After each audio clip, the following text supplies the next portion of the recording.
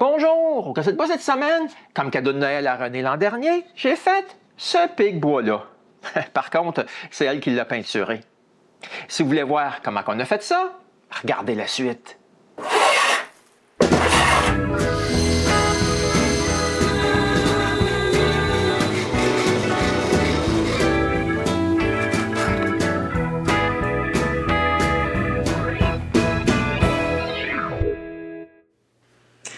René aime bien les bibelots en forme d'oiseau. En voici quelques-uns qu'on a dans la maison. Par contre, il n'y a aucun pic-bois. Je décide donc, Noël dernier, de remédier à ça. Premièrement, je trouve un modèle 3D de pic-bois sur un arbre. Ça va être parfait. Donc, je la jette. Par contre, il est en 2 morceaux. Pour faire qu'un modèle, j'utilise Blender. Ouais, mais je sais pas trop comment le programme fonctionne. Mais je sais que le modèle, il est trop gros. Je rapetisse l'arbre et l'oiseau 10 fois plus petit. Ensuite, je tourne les deux pour qu'ils soient droits. Ben, ça va être plus facile cet angle-là. Par contre, je veux tourner l'arbre. Pour ça, je dois changer d'origine pour le centre de l'arbre. Maintenant, quand je tourne l'arbre, il tourne sur lui-même. Quand les branches sont là où je les veux, c'est le temps de déplacer l'oiseau pour qu'il soit à la bonne place sur l'arbre. En fait, là, c'est une combinaison de rotation et de mouvement. Ouais, ça prend un petit bout de temps, mais j'y arrive. Quand je suis satisfait, je fais une dernière opération. Le modèle, là, il y a plus que 2 millions de faces. Je réduis le nombre de faces de 2/3 et sauve le modèle. Ensuite, j'ouvre 3D Builder qui vient avec Windows parce que c'est un programme qui est bien plus facile à utiliser. Là, je fractionne le modèle. Premièrement, le bout de branche est bien trop long. J'efface le bas et le haut pour garder seulement la partie avec l'oiseau. Voici ce que je vais sculpter. Par contre, c'est juste 10 cm de long. Je veux plus gros que ça. Je change donc la longueur pour 25 cm. Parfait. Maintenant, je dois couper le modèle en 3 parties. Premièrement, je déplace la coupe pour qu'elle soit juste au-dessus de l'arbre. J'efface l'oiseau et je sauve l'arbre en format STL. Ensuite, je fais un CTRL-ZUT pour retrouver l'oiseau et j'efface l'arbre. Je dois couper la tête de l'oiseau. Tout comme pour l'arbre, je déplace le plan de coupe la tête, l'efface et sauve le corps. Je fais ensuite réapparaître la tête et, cette fois, je coupe le bec et sauve la tête. Avec tous ces fichiers STL, je peux finalement ouvrir Aspire pour pouvoir créer les fichiers que j'aurai besoin pour la CNC. Ici, c'est super facile. Je commence par faire un espace de travail rotatif de la grosseur de l'arbre. Ensuite, j'importe le fichier de l'arbre. C'est aussi facile que ça. Après, je change le mode de combinaison du plan 0 et de l'arbre pour fusionner. Ici, c'est possible d'avoir un axe central assez gros. Donc, je crée un plan 0 de 20 mm. Bon, le modèle y est pratiquement prêt pour faire les parcours d'outils. Je dois juste faire 2 rectangles un peu plus gros que le modèle. Et c'est prêt pour le parcours d'ébauche. Je sélectionne le plus gros rectangle et le modèle et clique sur l'outil d'ébauche. Ici, il n'y a pas grand-chose à faire parce que la fraise de 6 mm était déjà sélectionnée. Il faut juste faire le calcul de la passe d'ébauche. Voici l'aperçu de ce que la CNC va découper. Pour faire la passe de finition, c'est aussi simple. Je sélectionne le plus petit rectangle, clique sur Parcours de finition et, après avoir choisi une fraise conique d'1 mm, je change la vitesse de déplacement à 3000 mm par minute et choisis un déplacement en balayage afin de calculer la passe de finition. Voici le premier morceau de prêt. Il manque encore 2 autres parties à cette sculpture par contre. Je crée une nouvelle planche pour le corps de l'oiseau. Après avoir sélectionné cette planche, j'importe le corps. Ouais, mais ici par contre, il y a un peu plus de travail à faire. Je dois tourner le corps pour que l'axe central passe le plus parfaitement possible au centre et j'importe le corps. Ouais, mais quand je mets une hauteur au plan 0, qui est l'axe dans lequel la sculpture va tourner, je vois que l'angle que j'ai donné est pas correct. Je dois réimporter le modèle en changeant l'angle. Ouais, c'est pas tout à fait parfait. Je dois ajouter un peu d'angle. Bon, ça va être parfait. Mais c'est pas fini. Je dois faire comme avec l'arbre et dessiner 2 rectangles autour du modèle. Maintenant, je peux créer les parcours d'outils de la passe d'ébauche et de la passe de finition de la même façon que j'ai faite pour l'arbre. Il reste un dernier morceau à cet oiseau, la tête. Après avoir créé une nouvelle planche un peu plus petite que les 2 autres, je peux importer la tête. Par contre, ici, l'axe passera au travers des oreilles. Quand la tête est placée dans le bon angle, j'importe la tête et je fais toutes les mêmes opérations que j'ai faites pour les 2 autres morceaux. Par contre, ici, j'ai une petite chose de différente à faire, parce que je veux faire un trou à l'endroit où le bec devrait être. Pour les parcours d'outils, je commence par la passe d'ébauche. Ensuite, je perce un trou pour le bec. Le tout y est suivi de la passe de finition. Ouais, mais ici, je peux voir que le trou du bec y est un peu trop petit. Je le grossis. Refais le calcul, et comme maintenant tout est à mon goût, c'est le temps d'aller dans l'atelier. Là, la première chose à faire, c'est de préparer un bout de tilleul pour pouvoir sculpter tout ça.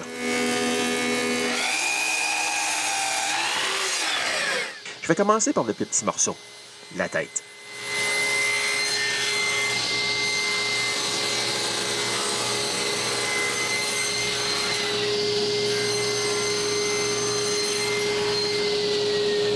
Après avoir coupé les 4 coins, je mets le bout de tilleul sur le mandrin de mon axe rotatif et c'est parti pour l'ébauche.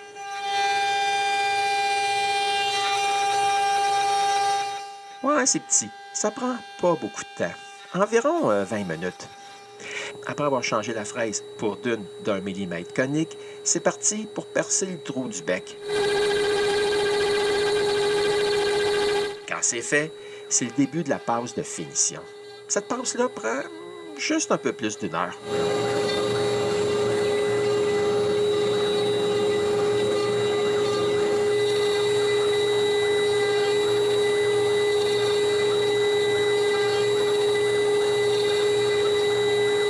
Voici le résultat en haut. Ouais, la sculpture du bas, c'était un test que j'avais fait, mais c'était bien trop petit. Mais c'est pas fini. Il reste 2 autres sculptures à faire pour cet oiseau. C'est donc le temps de préparer un autre bout de tilleul et de l'installer sur l'axe rotatif. Et c'est parti pour l'ébauche du corps du pic-bois. En fait, il y a pas mal de bois à enlever sur ce bloc. Donc, la passe d'ébauche prend un temps fou. Presque 4 heures. Après avoir changé la fraise pour une conique, c'est parti pour la passe de finition. Ouais, puis ça fera pas de tort, parce qu'à regarder ce que ça a l'air présentement, c'est pas terrible.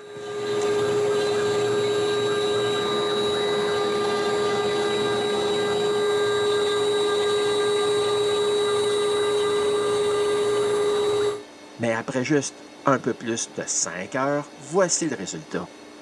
C'est vraiment excitant. Par contre, il reste encore un dernier morceau à sculpter, et c'est le bout d'arbre où l'oiseau est perché. Comme pour les 2 autres, il faut commencer par la passe d'ébauche. Ouais, mais comme il y a pas mal moins de bois à enlever, cette passe pour l'arbre prend que 2 heures.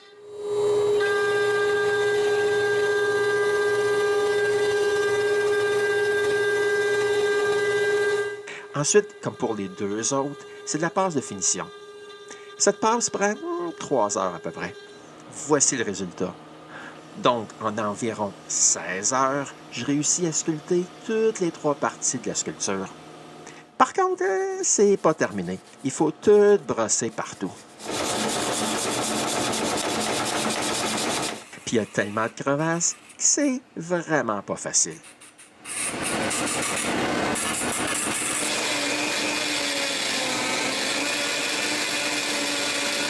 Maintenant, c'est le temps de couper les bouts qui n'ont pas été sculptés.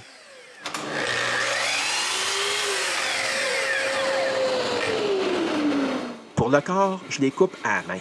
Je commence par la scie japonaise. Ouais, mais j'aime pas vraiment cette scie-là. Je coupe donc l'autre côté avec une scie à queue d'arme.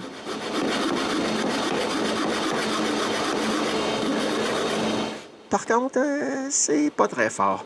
Je laisse ma main sous la scie et quand la coupe est finie, je me coupe sur le pouce. Bon, voilà quoi la coupe a de l'air. Je peux voir, j'ai encore pas mal de travail à faire. Je sors donc les ciseaux à bois et je fais un peu de sculpture. Premièrement, j'enlève un peu de l'axe central qui n'a pas été sculpté par la CNC.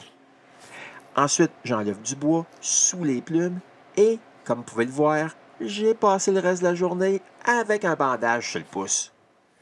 J'arrête fréquemment pour vérifier où j'en suis rendu et je continue d'enlever du bois.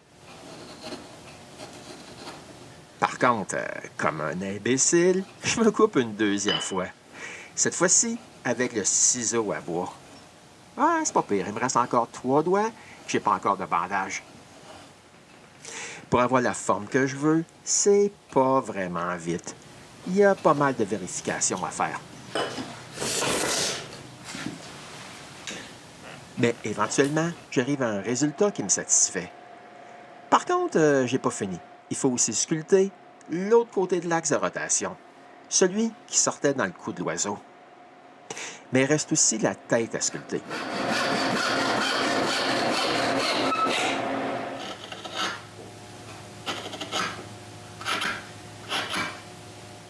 Le plus difficile, c'est d'essayer de simuler des plumes. Ouais, puis maintenant, c'est un peu plus difficile de maintenir la tête en place quand le support de l'autre côté est coupé.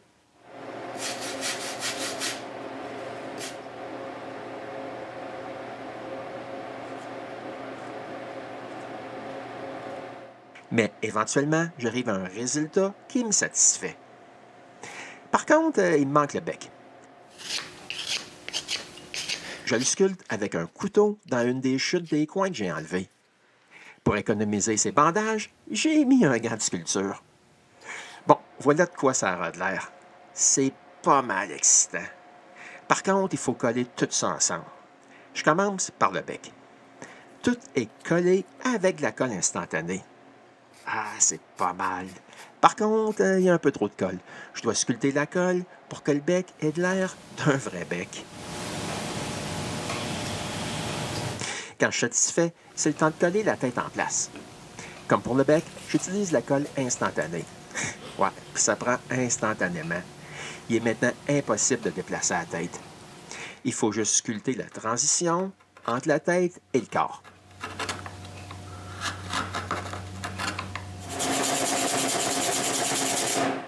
Quand c'est fait, je brosse ma sculpture pour tout nettoyer. Maintenant, je dois aussi essayer de faire des plumes sans partie du ventre que j'avais sculptée auparavant.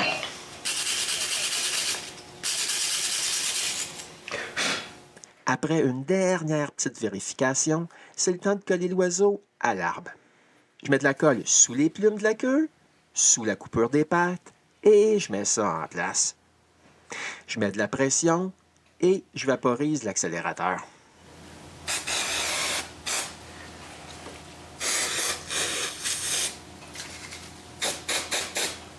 Ouais, mais c'est pas encore terminé. Il faut maintenant que je resculpte les plumes de la queue pour que la transition entre les deux morceaux soit invisible. Après un petit bout de temps, c'est fait. Voilà le résultat du modèle que j'ai acheté. Par contre, je vois bien qu'il me faut une base. Pour ça, je retourne dans Aspire et crée un plan de travail de la grosseur que je veux pour ma base. Ensuite, j'importe l'arbre. Je le place à l'envers pour que le bas fasse face vers le haut.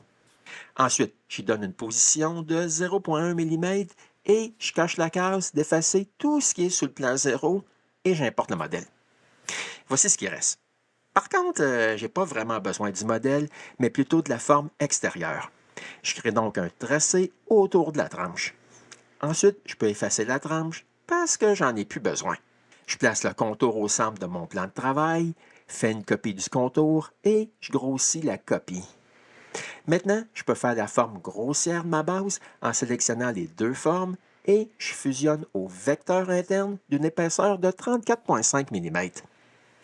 Voici la forme générale de ma base.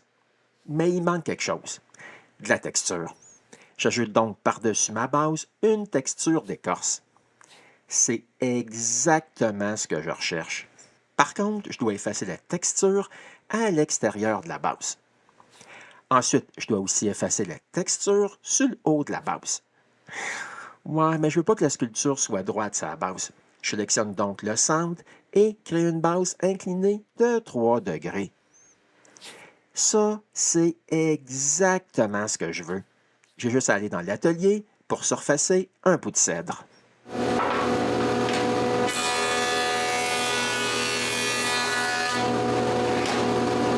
Quand un côté est droit, je mets le bout de cèdre sur la CNC et coupe la passe d'ébauche avec une fraise de 6 mm.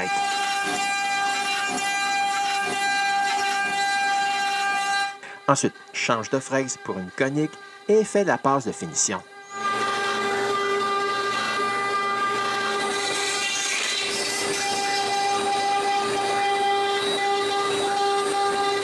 Après un léger sablage, la base est prête pour la sculpture. C'est vraiment super. Avant de percer les trous dans la base, je vérifie si l'angle est vraiment de 3 degrés. Comme c'est exactement ça, j'ajuste la table, ma perceuse à colonne à 3 degrés et perce 2 trous.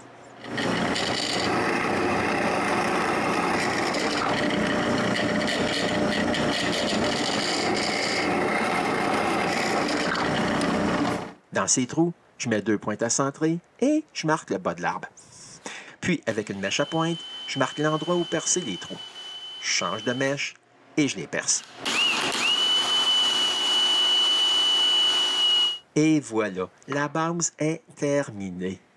Mais il reste une petite chose à faire. Sculpter le haut de l'arbre. En fait, c'est pas grand-chose. Je fais des entailles un peu partout pour que ça soit pas droit.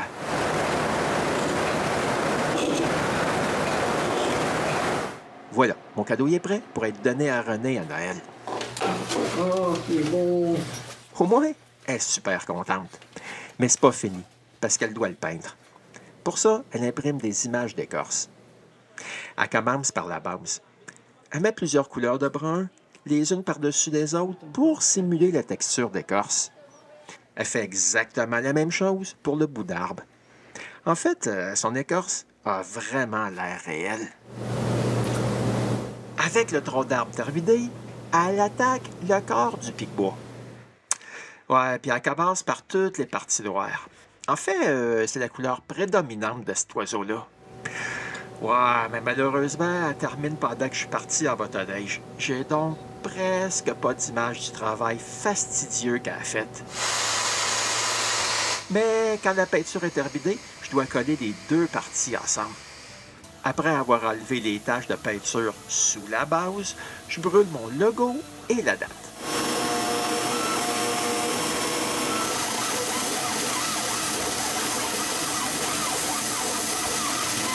Quand c'est fait, j'applique de la colle sur les goujons et le bois nu pour finalement mettre les deux parties en serre. Maintenant, il faut juste attendre environ une demi-heure pour appliquer la première couche de lac. Pour la première couche, je mets de la laque lustrée. Mais pour la deuxième, j'applique une laque satinée. Quand la laque est sèche, je mets le pic-bois à sa place entre la cuisine et l'escalier du sous-sol. C'est franchement une bonne place pour mettre notre travail en évidence. Je dois avouer que je suis pas mal content du résultat final. Surtout de tous les détails qu'on peut voir. J'apprécie le fait que René a fait un job incroyable pour la peinture. De plus près, on peut voir tous les détails qu'elle a mis. C'est fantastique. C'était le pic-bois que j'ai sculpté à CNC pour Noël dernier et que René a peint. Je vous souhaite un très joyeux Noël et on se revoit en 2025 pour un autre épisode du Casseur de bois.